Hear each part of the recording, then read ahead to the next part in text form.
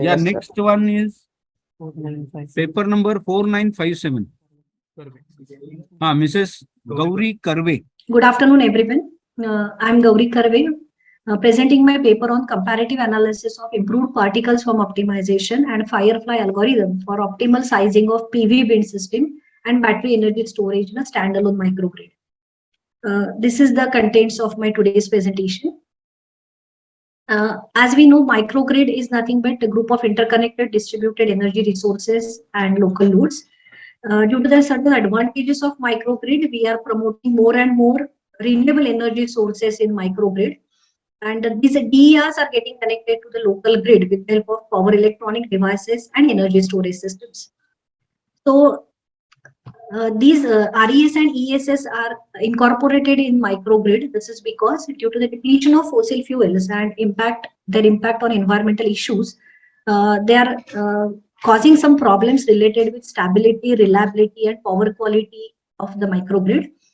Also, there will be always a generation and demand mismatch. So one of the best solutions is to add energy storage to this microgrid, which will help us in load leveling and peak shaving. Thank you so much. So if you see this graph, it shows us the black dotted line shows us the load curve of a particular area, which is consisting of valleys and peaks.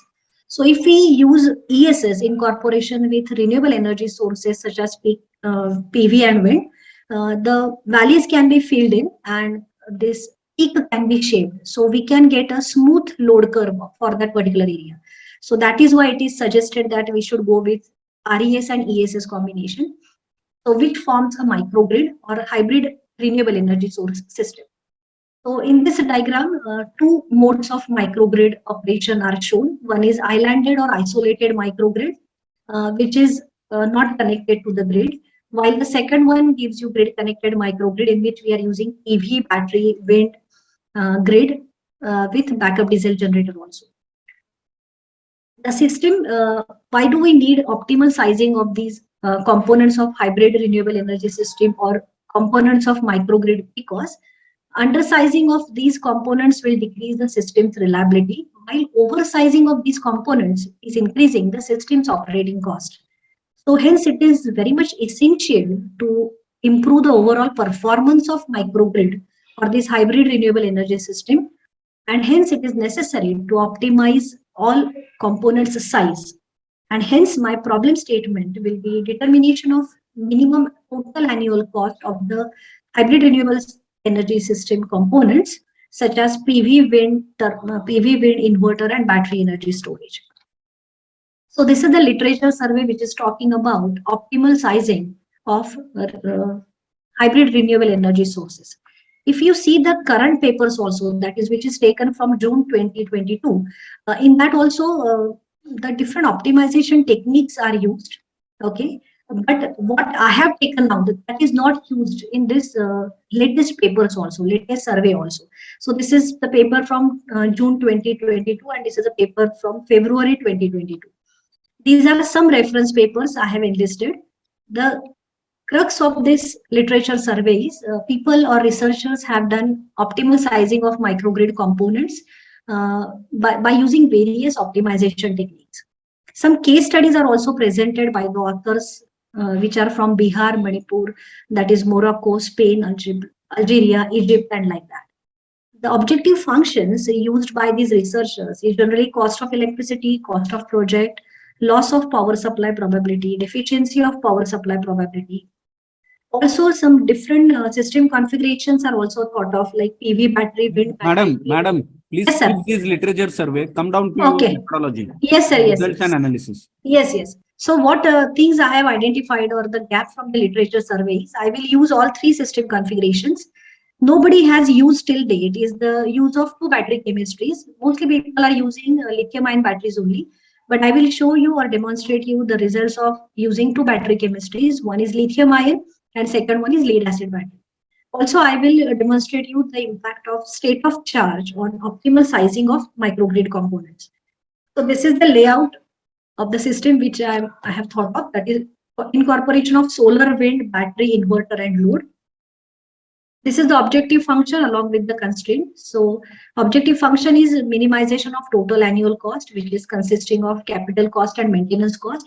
So I have to consider capital and maintenance cost for PV, wind and battery. And the inequality constraint, or the thing which I have to follow, is the load should be always satisfied for the 24 hours. So this is the process of optimal sizing, which need input parameters, then objective constraints and desirable output. But everything will be clubbed together with the help of optimization. So my next target is which optimization method I should go for. So there are 4 optimal sizing methods: heuristic, analytical, exhaustive search and mathematical programming. Out of this, I have gone for heuristic method. Okay, heuristic means to find, discover, which gives solution to single problem. So nowadays people are using meta-heuristic method, which gives you solution for multiple problems. So there are around 50 methods, meta-heuristic methods for optimization. I have enlisted few over here, but I have used first 2, that is improved particles of optimization and Firefly. Then why these 2 only? Because they are very much helpful for electrical power system, for optimal power flow, then sizing and siting of generators, capacitors, STATCOMs. And also these methods gives you the reliable solution. They are fast converging as compared to others. I'm just moving quickly to the slides. So this is the selection of proper optimization technique for optimal sizing of HREs, which I have finalized to IPSO and FA, that is Firefly algorithm and particles of optimization. IPSO is introduced by James Kennedy and Russell Eberhard in 1995, and then it modified till 2013. It is based on fish schooling and bird flocking. The mathematical modeling of this optimization method is given by velocity of particle and position of particle, where V is the velocity, omega is the inertia constant, C1, C2 are the acceleration constant, and R1 and R2 are the random variables. Basically, what is particle? It is nothing but it is a feasible solution of the problem. Swarm is nothing but group of particles or feasible solution. Velocity is nothing but it is a specified by a specific vector which is containing the problem variables.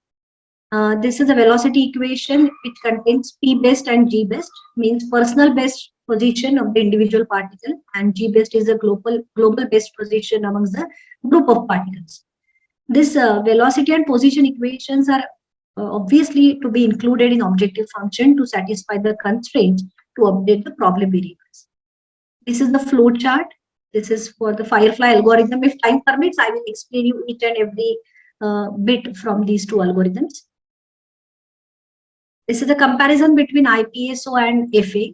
IPSO contains linear equations of modeling. That is why it is having some limitations, which is not there with Firefly. Also, Firefly gives you the faster conversions as compared to IPSO.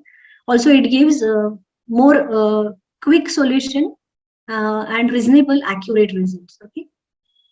So this animation will give you an idea that this is our this dark red part which you are seeing at the center of this search space. This is the objective function, which is nothing but minimization of total annual cost, and all black dots which you are seeing is nothing but particles or the feasible solutions which we are having.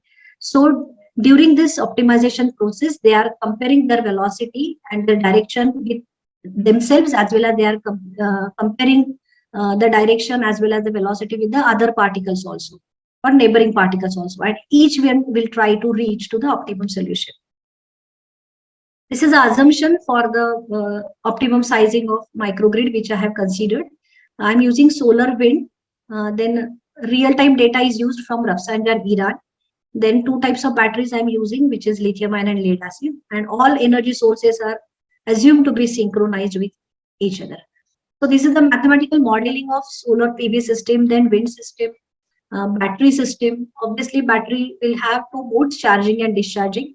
When you are having surplus generation than load demand, battery will be charged, and when you are having deficit of energy generation, okay, then you have to discharge the battery. So just I'm going quickly. This is again mathematical modeling or the mathematical equations which I have used for optimal sizing. These are the input parameters for 2 optimization methods. Solar radiation is given, Rafsanjani and Iran for one day, that is 24 hours. This is the wind speed which is given for 24 hours for a particular day from Rafsanjan, Iran. This is the load demand of Rafsanjan, Iran for a day. Then the constraint which I have to follow is for each hour, the load should be satisfied either by PV or wind or by battery. So this is the difference between the two power. Please conclude. Okay, yes, sir, yes. So this is the these are the results which are talking about lithium-ion battery only, in which I have found out number of PV panels, number of wind generators, and number of batteries. So this is the reference paper which I will just immediately I will show it to you, and these are the two methods which I have incorporated. So first combination is just PV battery, which is satisfying with these numbers. The cost is also mentioned. Then second combination, wind battery. Third combination is solar, wind, and battery. And the numbers are also seen. I will just, these numbers are quite comparable with the paper which I have referred. That also I will show you. Next result is use of lithium ion battery and change in SOC. Now, whenever I'm considering 1 unit of battery, 100% charge, all researchers are assuming 100% charge in the battery, but it is not the case due to the time, because the time going, okay, time lagging, the charge will be going down, and hence the battery state of charge is very important. So if we decrease the state of charge, okay, or if there is increase in depth of discharge of the battery, the number of PV panels, number of wind and batteries required will be more and more. So this is the crunch of my presentation or my work. Same thing is